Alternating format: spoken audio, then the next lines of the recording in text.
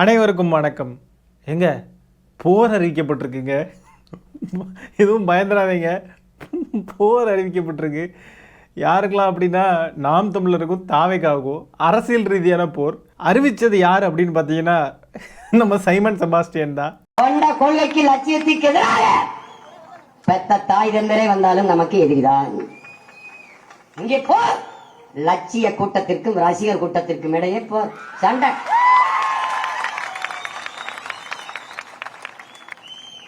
தமிழ் தேசியத்தின் உரிமை விடுதலை என்ற புனித கனவை உயர்ந்த லட்சியத்தை கொண்டிருக்கிற சித்தாந்தமா சினிமாவா? இதாண்டா சண்டை. கொலவெறியில் இருக்கணும். இனிமேதாங்க ஃபன்னு. சரியான எதிரிகள் இப்போதான் சந்திக்கிறாங்க. ஒன்று தற்குறி கூட்டம், இன்னொன்று பைத்தியகார கூட்டம். எப்படி இருக்க போகுதுன்னே தெரியல இனிமே காலம். அதையும் பாருங்க, சித்தாந்தமா சினிமாவா அப்படின்லாம் கேட்டிருக்காப்ல. லட்சிய கூட்டத்துக்கும் ரசிக கூட்டத்துக்கும் இனிமே போறான். என்ன லட்சியம், என்ன சித்தாந்தம்? அடுத்த தலைமுறை பிள்ளைங்களையெல்லாம் வந்து கள்ளு குடிக்க வைக்கிறது தான் லட்சியம் இல்லையா? சூப்பர். இன்னொரு பக்கம் விஜய் அவர்களுக்கு ஐயோ ஐயோ அவங்க கட்சிக்காரங்கெல்லாம் பொங்குன்னு பொங்குறாங்க. தாவேக்கா கட்சிக்காரங்க எல்லாம் இது எப்படி நீங்க எப்படி சொல்லலாம்? எங்களுக்கு என்ன லட்சியம் இல்லையா, எங்களுக்கு என்ன சித்தாந்தம் இல்லையா அப்படின்றாங்க. என்ன சித்தாந்தம்? நீட் இல்லைனா வேற படிப்பு இல்லையா அப்படின்னு கேட்கறது தான் உங்களுடைய லட்சியமா? ரெண்டு பேருமே பாஜகவுடைய பி டீமாக தான் செயல்பட்டுக்கிட்டு இருக்காங்க. இவங்களுக்கு என்ன தனியாக சித்தாந்தம் கொள்கையெல்லாம் இருக்க போகுது இல்லையா? தாவேக்காவுடைய உண்மையான எதிரியை இப்போ தான் ஆக்டிவ் மோடுக்கு வராப்பில். இனிமே தான் இருக்குது, இனிமே தான் வந்து ஃபன் எல்லாமே இருக்குது. ரெண்டு கூட்டமும் என்னெல்லாம் பண்ண போகுதுன்றதை இனிமே வேடிக்கை பார்க்கலாம். நாம் தமிழர் கட்சிக்காரங்கெல்லாம் சைமன் செபாஸ்டியனால செம கடுப்பில் இருக்காங்க. என்னங்க இது, நம்மளுடைய எதிரியாட்டு நம்ம திமுகவை பார்த்துக்கிட்டு இருக்கோம், நீங்கள் என்னங்க தாவேக்காவோட நம்மளை சுருக்க பார்க்குறீங்க, இன்னுங்க இது அப்படின்லாம் அழுதுகிட்டு இருக்காங்க. இப்போ தான் சரிக்கு சமமான எதிரிகள் நேருக்கு நேராக மீட் பண்ணுறாங்க. அப்பா இனிமேல் நம்ம பாட்டுக்கு ஓரமாக உட்காந்துருந்து வேடிக்கை பார்க்க வேண்டியதான் இவனுங்க மாறி மாறி சண்டை போடுறத. ஆனால் விஜய் அவர்கள் அரசியலுக்கு வர்றதுக்கு முன்னாடி கொஞ்ச நாளைக்கு முன்னாடி வரைக்கும் பார்த்தீங்கன்னா இந்த நாம் தமிழர் கட்சிக்காரங்கள்லாம் இந்த ஒரு ஏஐ வீடியோ ரெடி பண்ணிலாம் போட்டுக்கிட்டு இருந்தானுங்க. ஏதோ இதுதான் அது. அவங்க அண்ணன் வந்து சைமன் செபாஸ்டியன் வந்து புலிக்கு மேலே அவர் உட்காந்துருந்து வர்ற மாதிரியும், விஜய் அவர்கள் வந்து யானைக்கு மேலே உட்காந்துருந்து வர மாதிரியும் என்ன அலப்புறையெல்லாம் காட்டினானுங்க தெரியுமா? விஜய் அவர்கள் மட்டும் வரட்டும், தமிழக அரசியல் களத்தில் யாருமே எதிரில் நிற்க முடியாது, அண்ணனும் தம்பியும் சேர்ந்து அடிக்கிற அடியில் அப்படி இப்படின்னு ஓவர் சீன் போட்டுக்கிட்டு இருந்தாருங்க. இப்போ பாருங்க மாறி மாறி அவங்களே சித்தாந்தமாக சினிமாவா அப்படின்ற லெவலுக்கு போயிட்டாங்க. அடுத்ததாக பார்த்தீங்கன்னா மாண்புமிகு பிரதமர் மோடி அவர்கள் பார்த்தீங்கன்னா நம்ம தமிழ்நாட்டுக்கு நேற்றுக்கு வந்திருந்தாங்க. வர்றதுக்கு முன்னாடியே அமைச்சர் தங்கம் தென்னரசு அவர்கள் பார்த்தீங்கன்னா பிரதமர் மோடி வர்றது வந்து எங்களுக்கு ஒரு பெருமையான விஷயம் அப்படின்ற மாதிரி சொல்லியிருந்தாங்க. அதை தொடர்ந்து பார்த்தீங்கன்னா பிரதமர் மோடி வந்து கலந்துக்கிட்ட அந்த நிகழ்வில் மேடையில் நம்ம திமுக காரங்கள்லாம் இருந்திருக்காங்க. அமைச்சர் டிஆர்பி ராஜா அவர்கள், கனிமொழி எம்பி அவர்கள், இதை மாதிரி திமுக காரங்கள்லாம் மேலே இருக்காங்க. இதை இந்த அணில்கள்லாம் எடுத்து போட்டு என்னங்க இது, நீங்கள் வந்து கோபேக் மோடின்லாம் சொல்லிக்கிட்டு இருந்தீங்க, கெட் அவுட் மோடின்னு சொல்லிக்கிட்டு இருந்தீங்க, என்னெல்லாமும் பேசிக்கிட்டு இருந்தீங்க, பாஜகவை எதிர்க்கிறோம், மோடியை எதிர்க்கிறோம் அப்படி இப்படின்னு சொன்னீங்க, இப்போ என்ன ஒரே மேடையில் ஒன்றா உட்காந்துருக்கீங்க அப்படின்னு சொல்லி லூசுத்தனமாக பேசிக்கிட்டு இருக்கானுங்க. இவனுங்களுக்கு ஸ்டேட் புரோட்டோகால்னா என்னன்னு தெரியுமா, நிர்வாகம்னா என்ன, அரசியல்னா என்னன்றது தெரியுமா? ஒன்றுமே தெரியலங்க இவனுங்களுக்கு. உட்காந்துருந்து கம்பு சுற்றிக்கிட்டு இருக்கானுங்க. ஹேஷ்டேக் எல்லாம் வேற கிரியேட் பண்ணி என்னெல்லாமோ போட்டுக்கிட்டு இருக்கானுங்க. டிஎம்கே அடி பண்ணியிருந்தது, பாஜக விடம் அப்படி இப்படின்லாம் ஹேஷ்டேக் கிரியேட் பண்ணி லூஸு மாதிரி பண்ணிக்கிட்டு இருக்கானுங்க. பார்க்கறதுக்கே ஒரு மாதிரி கேவலமாக இருக்குது. இந்த அடிப்படை அறிவு கூட இவனுங்க கிட்டே இல்லைன்னு நினச்சி பார்க்குறப்போ ரொம்ப பரிதாபமாக இருக்குங்க. அணில்களே, ஆட்சியில் யார் இருந்தாலும் இப்போ ஒன்றிய அரசை சார்ந்தவங்க யாராவது வராங்க அப்படின்னு சொன்னால் அவங்கள ரிசீவ் பண்ணி தான் ஆகணும், அவங்க கூட மேடையை பகிர்ந்துக்கிட்டு தான் ஆகணும், கை குலுக்கி தான் ஆகணும், பேசி தான் ஆகணும், சிரித்து தான் ஆகணும். இது வந்து பேசிக் புரோட்டோக்கால். இல்லை நீங்கள் எனக்கு சித்தாந்த எதிரி, உங்கள் கூட நான் எந்த ஒட்டும் கிடையாது உறவும் கிடையாதுன்னு இருந்தீங்கன்னா இந்த புரோட்டோக்கால் எல்லாமே பிரேக் ஆகும், இந்த கட்டமைப்பே வந்து பிரேக் ஆகும். அது பெரும் பிரச்சனையாக போய் முடியும் கடைசியில். இந்த அடிப்படையே தெரியலை. இந்த எதிர்ப்பு எல்லாமே அரசியலில் தான் இருக்கும், அரசியல் ரீதியாக தான் எதிர்ப்பு இருக்கும். அது மக்கள்கிட்ட சொல்லுவோம், மக்களே இந்த மாதிரி பண்ணுறாங்க, மக்களே இந்த மாதிரிலாம் பண்ணிக்கிட்டு இருக்காங்க, இது நமக்கு செட் ஆகாது அப்படி இப்படின்னு சொல்லுவோம். ஆனால் நிர்வாக ரீதியாக எடுத்துக்கிட்டால் அவங்க கூட தான் பேச வேண்டியது இருக்கும், அவங்க கூட தான் புழங்க வேண்டியது இருக்கும். இதை கூட புரிஞ்சுக்க முடியலன்னா நீங்கள் எப்படி நீங்கள் வந்து அடுத்த வருஷமே சிஎம் ஆயிரணும், ஆட்சியை பிடிச்சிருவீங்கன்னு நினச்சிக்கிட்டு இருக்கீங்க. ஆட்சியை பிடிச்சா அப்போ நீங்கள் நடந்துக்கிற விதம் எப்படி இருக்கும்? நோ, உங்கள் கூட எனக்கு சண்டை, நான் பேச மாட்டேன் அப்படின்னு சொல்லிட்டு போவீங்களா? ஒரு அரசு நிகழ்ச்சியில் யார் யாரெல்லாம் பங்கேற்கணும் அப்படின்றதுக்கெல்லாம் பல விதிமுறைகள் இருக்குது. அமைச்சர் டிஆர்பி ராஜா யார்? தொழில் வளர்ச்சித்துறையுடைய அமைச்சர். தங்கம் தென்னரசு அவர்கள் யார்? தமிழ்நாட்டுடைய நிதி அமைச்சர் கனிமொழி அவர்கள் யாரு? அவங்க எம்பி. அதே மாதிரி கீதா ஜீவன் அவர்கள் யாரு? தூத்துக்குடியுடைய சட்டமன்ற உறுப்பினர். இந்த மாதிரி பதிவிடுற அணில்கள்லாம் சும்மா இந்த சோசியல் மீடியாவில் கம்பு சுத்துற அணில்களாக இருந்தாலும் பரவாயில்ல, தாவேகா கட்சியில் பொறுப்பில் இருக்கக்கூடிய நபர்கள், ஒரு ஸ்டேட் கவர்மெண்ட்டுக்கான புரோட்டோகால் என்னன்றது கூட தெரியாம தற்குறித்தனமா பதிவுகள் போடுறது, தற்குறித்தனமா வீடியோக்கள் போட்டு அவனுங்களுடைய தற்குறித்தனத்தை எல்லாம் அப்படியே அம்பலப்படுத்துறானுங்க. தமிழ்நாட்டில் ஒரு விமான நிலைய விரிவாக்க திறப்பு விழால தமிழ்நாட்டுடைய தொழில்துறை அமைச்சர் பங்கேற்காம வேற யாரை கொண்டு போய் நிற்க வைக்கணும்? விஜய் அவர்களை கொண்டு போய் நிற்க வைக்கணும்? இவனுங்களுக்கு அறிவை பார்த்தீங்களா? ஆனாலும் சொன்னாலும் புரியாது, எப்படின்னு மறுபடியும் அழுவானுங்க. இல்லை இல்லை, நீங்கள் வந்து அடி பண்ணிச்சிட்டீங்க, பிஜேபிக்கு அடி பண்ணி ஒத்துக்கிடுங்க, எங்களால் முடியாது, நீங்கள் ஒத்துக்கிட்டு தான் ஆகணும்னு அழுவானுங்க. இவனுங்களுக்கு நிர்வாகமும் தெரியல, அரசியலும் தெரியல, ஒரு ஸ்டேட் கவர்மெண்ட்டுக்கான புரோட்டோகாலும் தெரியல, ஒரு மண்ணும் தெரியல, சொன்னாலும் கேட்க மாட்டேங்கிறானுங்க. உனக்கு ஆடவும் தெரியாது, பேசாமல் உட்கார்றானா உட்காரவும் மாட்டேங்கிறீங்க. இவனுங்க போடுற போஸ்டெல்லாம் பார்த்து மக்கள் நிறைய பேர் அப்படி இன்ஃப்ளூயன்ஸ் ஆவாங்க. ஆமாம்ல, திமுக அடி பண்ணிச்சிச்சுல அப்படின்லாம் நினைப்பாங்கன்னு சொல்லி நினச்சிக்கிட்டு இருக்கானுங்க. நீங்கள் வந்து இதெல்லாம் பார்க்குறவங்க சிரிப்பாங்க. இவனுங்களுக்கு இது கூட தெரியாமல் இப்படி பண்ணிக்கிட்டு இருக்காங்களே சிரிப்பாங்க. எல்லாருமே உங்களை பார்த்து சிரிக்கிற அளவில் தான் நீங்கள் வந்து இருக்கீங்க அணில்களே. அணில்களே, எனக்கு உங்ககிட்ட ஒரு கேள்வி. இப்போது சைமன் செபாஸ்டியன் இந்த மாதிரி பேசிட்டாரு, போர் தொடுக்க போகிறோம் அப்படின்லாம் சொல்லிட்டு பேசிட்டாருன்றதுக்காக உங்களுக்கு வந்து அவ்வளோ கோவம் வருது, எதிர்வினை ஆட்டுறீங்கல்ல. தந்தை பெரியாரை இதே சைமன் செபாஸ்டியன் பேசுகிறப்போ எங்கடா போனீங்க நீங்கள் எல்லாருமே? ஒருத்தனுமே இதுக்கு எதிராக பேசவும் இல்லை, பேச வரவும் இல்லை, எந்த பதிவுகளும் போட்ட மாதிரியும் தெரியல. எங்கே போனீங்க? இன்ஃபேக்ட் வந்து சில பேர்லாம் வந்து சைமன் செபாஸ்டியன் பேசுகிறப்போ அதை ஆதரிச்சுக்கிட்டு இருந்தாங்க, கண் கூட நானே பார்த்தேன். எங்கடா போனீங்க நீங்கள் எல்லாம்? அப்போ என்ன கொள்கை உங்களுது? எப்படி நீங்கள் உங்களுடைய கொள்கை தலைவராக தந்தை பெரியாரை வச்சுக்கிட்டு ஒருத்தன் அவரை வந்து தப்பு தப்பாக பேசுகிறப்போ எதிர்வினை ஆற்றாமல் இருந்தீங்க? உங்கள் அண்ணனை ஏதாவது சொல்லிட்டாலோ, உங்கள் கட்சி ஏதாவது சொல்லிட்டாலோ, உங்கள் கட்சியில் இருக்கக்கூடிய நபர்கள் ஏதாவது சொல்லிட்டாலோ ஆச்சர பூச்சரன்னு கிடந்து கத்தி ஒப்பாரி வைக்கிறீங்க இல்லையா? உங்கள் கொள்கை தலைவர் தந்தை பெரியார், அம்பேத்கர் இவங்கெல்லாம் இல்லாமல் உங்கள் கட்சியுடைய அரசியலே கிடையாது. நீங்கள் அப்போ என்ன திமுக எதிர்ப்பு தான் உங்கள் அரசியல்னு பேசுகிறீங்களா?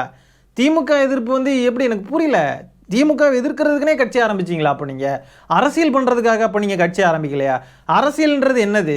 உங்களுடைய கொள்கையின்படி நீங்கள் நிற்கணும். நீங்கள் இடதுசாரியாக இருக்கீங்க அப்படின்னு சொன்னாக்க அந்த இடதுசாரித்தனத்தின் அந்த கொள்கைகள் இருக்கு இல்லையா, அந்த கொள்கைகளின் மூலியமாக நீங்கள் மக்களுக்கு என்னெல்லாம் செய்வீங்க, என்னென்ன திட்டங்கள் வகுப்பீங்க, இந்த மாதிரி பாசிச சக்திகள், சனாதன சக்திகள் கிட்ட இருந்து நம்ம தமிழ்நாட்டை எப்படி நம்ம வந்து பாதுகாத்துக்கணும், நம்ம எப்படி முற்போக்காக சிந்திக்கணும், தந்தை பெரியார் என்ன சொல்லியிருக்காங்க, அம்பேத்கர் என்ன சொல்லியிருக்காங்க, இப்படின்லாம் அதெல்லாம் எடுத்து நீங்கள் பேசணும், அந்த அரசியலை பண்ணணும். யாராவது இதுக்கு எதிராக வந்து பேசுகிறாங்க, இந்த மாதிரி வர்ணாசிரம கோட்பாட்டுகளையும் இந்த சனாதனத்தையெல்லாம் வந்து கொண்டு வந்து இங்கே வந்து ஏதாவது வழியில் இன்டெரக்டாக உள்ள வர பார்க்குறாங்கன்னா அதை எதிர்த்து நீங்கள் பேசணும். இந்த மாதிரிலாம் நீங்கள் எந்த அரசியலும் பண்ண மாட்டீங்க. உங்களுக்கு மக்கள் அப்படியே ஆட்சியை தூக்கி கொடுத்துடணும்னா நீங்கள் எப்படி என்ன நினச்சிக்கிட்டு இருக்கீங்க தமிழக மக்களை? இங்கே பாருங்கள், அந்த ராம்குமார்ன்ற தாவேக்காவுடைய அந்த பொறுப்பில் இருக்கக்கூடிய அந்த காலை தூக்கி காட்டினார் இல்லையா, கால் தூக்கி குமார், அவர் பேசியிருக்கிறத பாருங்கள், அவர் போட்டிருக்க பதிவு பாருங்கள்.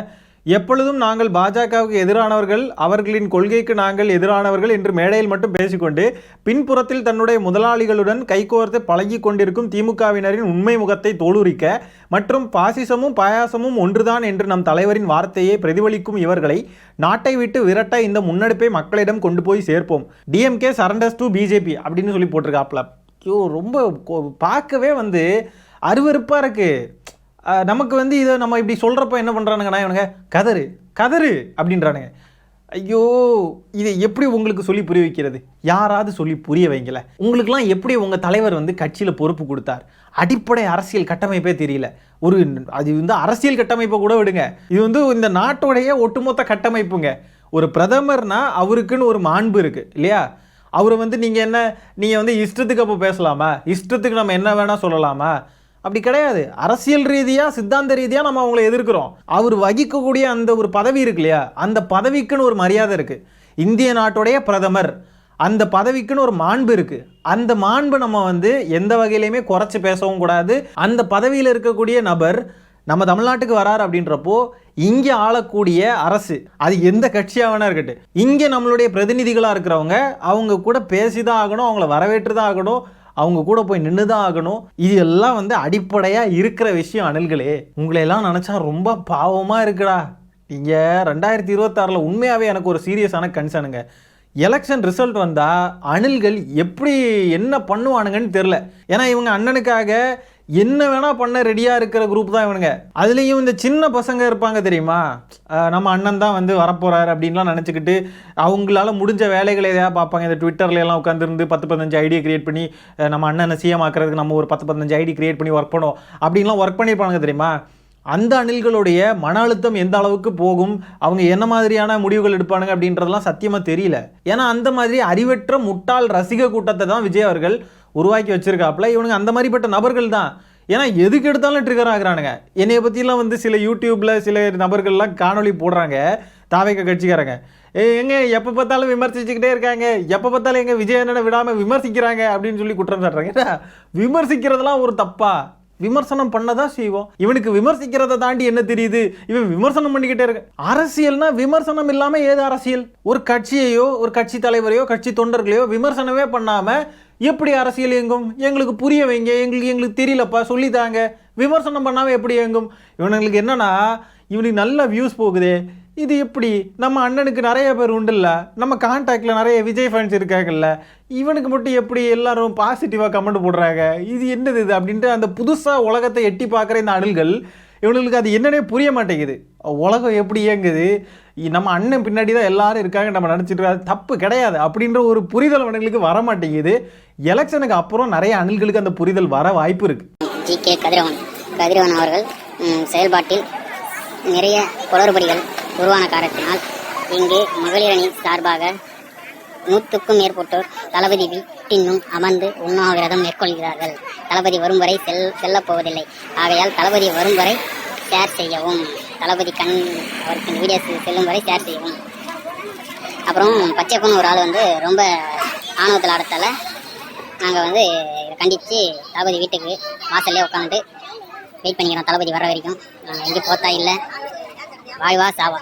தளபதி வந்து ஒரு என்ன சொல்கிறது, ஒரு தங்கத்தேர். அதை கரெக்டாக சிஎம் ஆகிற வேலையை தான் பார்க்கணும். இவங்க பண்ணுற வேலையில் சிஎம் ஆப்பாங்களா இல்லை சண்டை போட்டு தேரை நடு ரோட்டிலே விட்டு போயிடுவாங்களான்னு தெரியல. அதனால தான் வந்து இந்த கோபத்தின் வெளிப்பாடாக தளபதி வீட்டினும் போராட்டத்தில் இறங்கி உள்ளார் தாவேகா மகளிர் அணி தோயர்கள் மற்றும் தாவேகா தலைவர்கள்.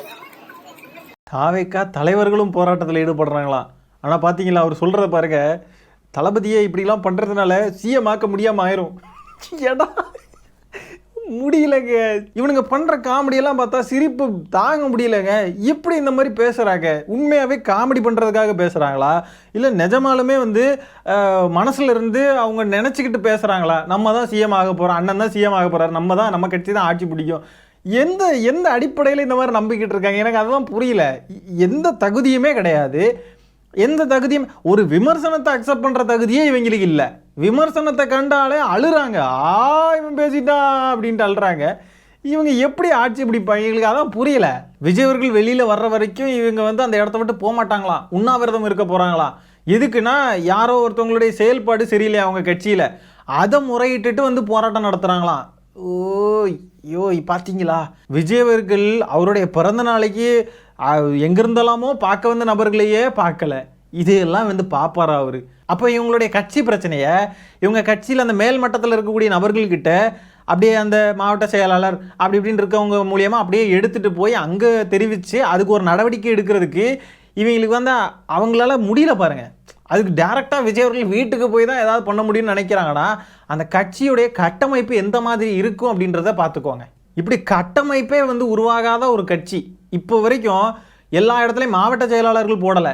மாவட்ட செயலாளர் பொறுப்புக்கு அடுத்த கட்ட பொறுப்புகள் இருக்கும் இல்லையா, அதுக்கு இன்னும் நபர்கள் ஃபில் ஆகலை.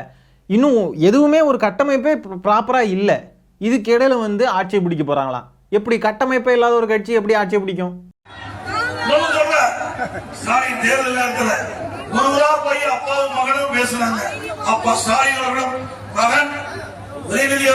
என்னங்க இது? அடுத்த கட்சி ஒரு கூட்டம் போட்டிருக்காங்க, வேற ஒரு கட்சி, அதுக்குள்ளே போய் இவங்க கொடியை கொண்டு போய் காட்டிக்கிட்டு இருக்காங்க. என்ன மாதிரியான பண்பு இதெல்லாம்? இதே மாதிரி தான் முதலமைச்சர் அவர்கள் நடந்து போயிட்டு இருக்காங்க. அவங்க வந்து ரோட் ஷோ பண்ணிக்கிட்டு அந்த ரோட் ஷோவில் போய் நின்றுக்கிட்டு இந்த அணில்கள் அங்கே போய் டிவிக்கேன்னு கத்தி கொடி எடுத்து காட்டுறானுங்க.